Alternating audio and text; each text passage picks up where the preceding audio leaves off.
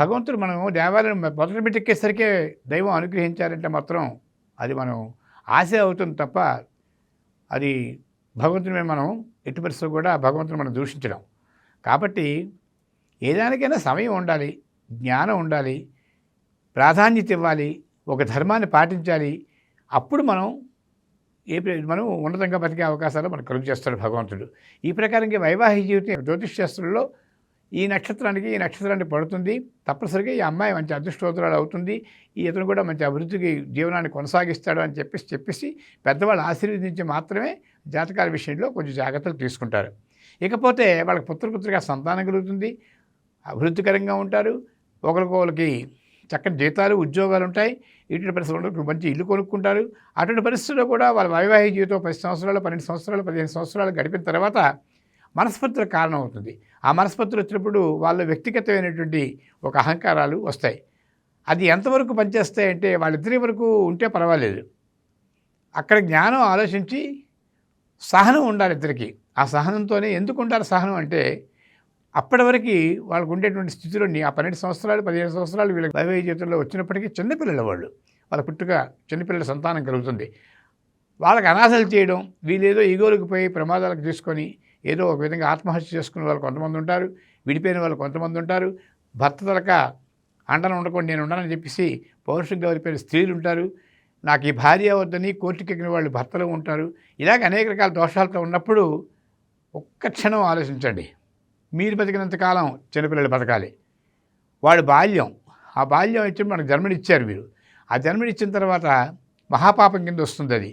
మీరు పట్టుదలకు పోయి ఒకరికొకరు తగ్గకుండా మీ తాలూకా సొంత వ్యవహారాల్లో అనేక రకాల కోపాలకు పోయి ఈ సంసారం మీద ఒక విరక్తిని పెంచుకొని మీ ఇష్టారాజ్యంగా మీరు ఉండగలిగినప్పుడు ఆ చిన్నపిల్లలు చేసిన మీ న్యాయం ఏమిటి అది కొంచెం ఆలోచించాలి. దాని జ్యోతిష్ శాస్త్రమే పనిచేస్తుంది అనుకోవడం తప్పు.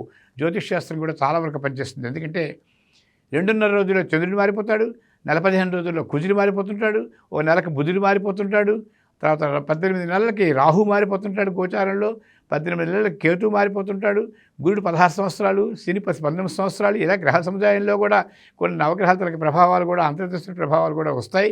ఆ వచ్చినప్పుడు ఎంతవరకు ఉంటాయి వాళ్ళ తాలూకా కోపాలు తాపాలు వాళ్ళిద్దరి మధ్యన సంయోజన కుదరకుండా ఎంతవరకు ఈ పీరియడ్ బ్యాడ్ పీరియడ్ నడుస్తున్నదని చెప్పేసి జ్యోతిష్ శాస్త్రాలు చెప్తారు. దాన్ని మరి ఆచరించి వైజ్ఞానికంగా ఎదిగి సంయమనం పాటించి ఒకే ఒక దృష్టి ఏంటంటే చిన్నపిల్లలు వాళ్ళకి కలిగిన సంతానం విషయంలో మాత్రం అనాథలు చేయకండి.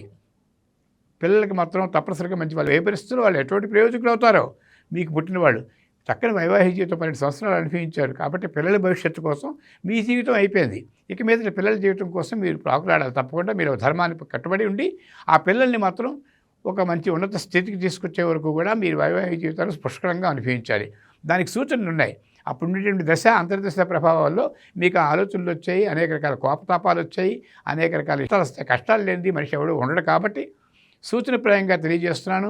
ఆ కష్టాలు తగిన పరిష్కారాలు మీరు ఆలోచించుకొని భార్యాభర్తలిద్దరూ కలిసి ఉండేటట్టుగా ప్రయత్నం చేసి ఆ పిల్లల భవిష్యత్తు కూడా మీరు కారకులై వాళ్ళ తాలూకా భవిష్యత్తుకి మీరు ఉన్నతంగా తీసుకొస్తారని చెప్పి అందరికీ ఆలోచిస్తున్నాను. జ్యోతిష శాస్త్రంలో చాలా మార్గాలు ఉన్నాయి, అందరికీ అనేక రకాల కష్టాలు ఉన్నాయి. అదే కాబట్టి ఆ కష్టాలు లేని వాళ్ళు అంటే ఎవరు ఉండరు, కోపాలు లేని వాళ్ళు ఎవరు ఉండరు, పౌరుషాలు లేని వాళ్ళు ఎవరు ఉండరు. వ్యక్తిగతంగా తన అవమానాలు పడిన వాళ్ళు చాలామంది ఉంటారు. అవమానాలు పడగలరు, అందరికీ కూడా సవ్యంగా జీవితం వెళ్ళదు. కాబట్టి మన తాలూకా ప్రభావంలో తల్లిదండ్రులు చూడకపోతే ఆ పిల్లల్ని ఎవరు చూస్తారు అనేటువంటి బాధ్యతను మీరు పెట్టుకున్నట్టయితే భార్యాభర్తలు చక్కగా అన్యోన్యంగా ఉంటారు. కాబట్టి కోపతాపాలు లేకుండా వైవాహిక జీవితానికి పుష్కలంగా అనుభవించేటట్టుగా మాత్రం దంపతులు ఆలోచించి రాబోయే తరానికి మీరు ఆదర్శంగా నిలుస్తారని ఈ జ్యోతిష్ శాస్త్రం ద్వారా మీ అందరికీ జీవిస్తున్నాను.